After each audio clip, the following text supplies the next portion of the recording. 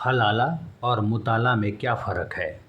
जब कोई शौहर अपनी बेगम को 3 तलाक दे दे और बाद में दोनों राज़ी हो जाएं, या शौहर को गलती का एहसास हो कि उसने तलाक देकर गलत किया, तो वो अपनी बेगम को वापस ला सकता है। इसके लिए ज़रूरी है कि उसकी बेगम पहले किसी और मर्द से निकाह करे, उसके साथ हम बिस्तर करे। ये निकाह कुछ दिनों से लेकर घंटों या अनिश्चित समय तक चलता है। ये अब उस आदमी पर निर्भर करता है कि वो उस औरत को तलाक कब देगा। जब तक वो उसे तलाक नहीं देता, उस औरत को दूसरे मर्द के साथ मजबूरन रहना पड़ेगा और वो उसे हम बिस्तरी के लिए मना नहीं कर सकती, क्योंकि शौहर को हम बिस्तरी के लिए मना करना गुनाह है। इसके लिए फरिश्ते उस पर तब तक लानत भेजेंगे जब तक वो शौहर के साथ हम बिस्तर नहीं हो जाती। अब बात करते हैं हुलाला ज़रूरी क्यों है। हलाला इसलिए ज़रूरी है क्योंकि यह प्रथा उसकी किसी किताब में लिखी है, जहां बाकायदा कहा गया है कि तलाक के बाद पुनर्विवाह तभी संभव है जब दूसरी शादी स्वाभाविक रूप से ख़त्म हो जाए। अब समझ में ये नहीं आता कि अगर कोई हलाला के लिए निकाह करे और वो तलाक ही देने से मना कर दे, फिर क्या होगा।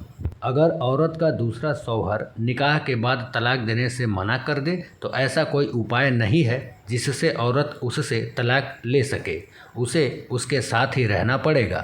इसलिए ज़्यादातर लोग इसके डर से अपनी तलाकशुदा बेगम का निकाह खालू, मामू या उनके बच्चों से करते हैं ताकि वो उन्हें तलाक दे सके। अब आते हैं मुताह क्या होता है। मुताह की शुरुआत काफ़ी समय पहले से हुई है, क्योंकि उस समय लोग जब लंबी यात्रा या जंग पे होते तो उनको जिस्मानी सुख की ज़रूरत पड़ती थी, इसीलिए इसकी शुरुआत की गई। इसमें लोग खातूनों से एक निश्चित समय के लिए निकाह करते हैं और जब उसका समय समाप्त हो जाता है तो निकाह अपने आप टूट जाता है। इसमें तलाक देने की ज़रूरत नहीं पड़ती।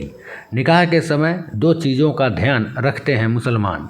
मर्द जिस औरत से निकाह कर रहा है उसको पैसा कितना दे रहा है।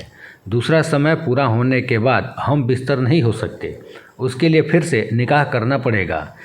इसे ही मुताह निकाह कहा जाता है, जिसे आज भी शिया इस्लाम में खासकर जाफरी मसलक में मुताह को जायज़ माना जाता है और आज भी इसका अभ्यास देखा जा सकता है।